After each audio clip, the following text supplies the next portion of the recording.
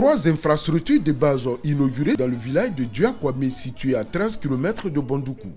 Il s'agit d'un centre de santé construit dans le cadre du projet de cohésion sociale des régions nord dénommé COSO, plus le raccordement du village au réseau électrique national grâce au conseil régional du Gontougo et enfin un bâtiment de 3 salles de classe construit sous fonds propres par le maire de Bondoukou. Avant, quand on accouchait, on partait à Bondoukou ou à Soko. Vraiment, je suis très contente pour ce qu'il a fait avec l'électrification.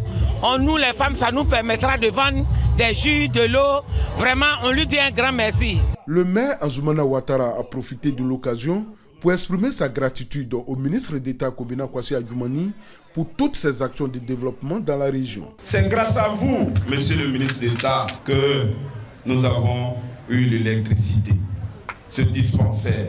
Vous êtes un homme bon, parce que mon village a été électrifié, malgré que je n'étais pas le candidat du parti. Parrain de cette cérémonie, le ministre d'État Kobina Kwasi Adjoumani s'est réjoui de la cohésion et de l'unité retrouvée entre les fils et filles du Gontougo. Il a souligné que c'est à ce prix que la région connaîtra un véritable développement.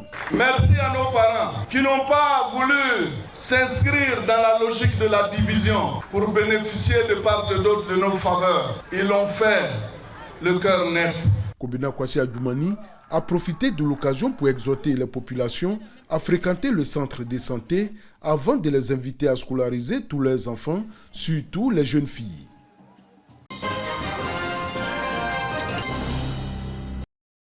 L'augmentation des activités portuaires et la complexité accumulée des échanges génèrent de nombreux contentieux liés à la responsabilité civile portuaire.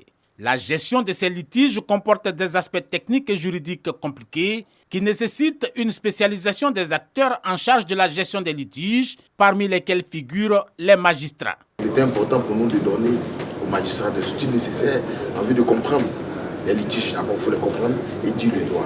Parce que sur cet espace-là, il faut dire le droit, mais bien entendu, il faut aussi connaître l'aspect technique de la chose. Ces litiges couvrent divers sujets liés notamment à la dégradation des infrastructures, aux dommages sur les navires et les marchandises, aux pollutions, les épaves maritimes, les créances maritimes et au non-respect de la réglementation. Il s'agira pour nous de revisiter le droit et le contentieux maritime.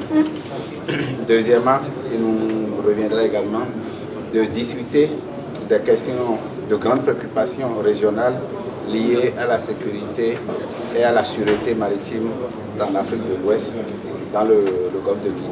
Les magistrats, désormais formés aux dernières techniques et exigences internationales, repartent dans leur pays mieux équipés pour relever les défis quotidiens d'une gestion portuaire sécurisée.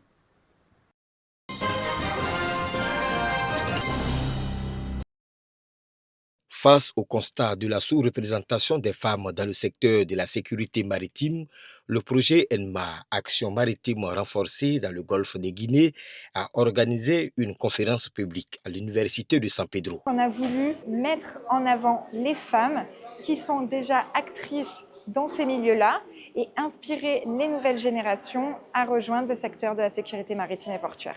La sécurité maritime, le rôle que jouent les hommes, nous voulons notre place. Au cours de cette conférence publique, les femmes qui travaillent déjà dans la sécurité maritime ont partagé leur expérience et prodigué des conseils aux étudiantes. Avoir confiance en soi et se dire que la sécurité maritime, c'est pour tout le monde. Elles sont des femmes, si elles sont compétentes, elles vont très loin. Le partage d'expérience repose d'abord sur la compétence, je vais dire, académique. Il faut d'abord aimer étudier. Le secteur maritime n'aime pas l'à peu près. C'est vraiment inspirant. Ça m'a permis de changer mon état d'esprit sur ce métier. Ça m'ouvre encore plusieurs portes. La drogue, quand ça rentre en grande quantité, ce n'est pas par la route, c'est par la mer. On a vu l'exemple ici à San Pedro récemment. Donc si nous arrivons à sécuriser au niveau de l'espace maritime, nous avons tout à y gagner.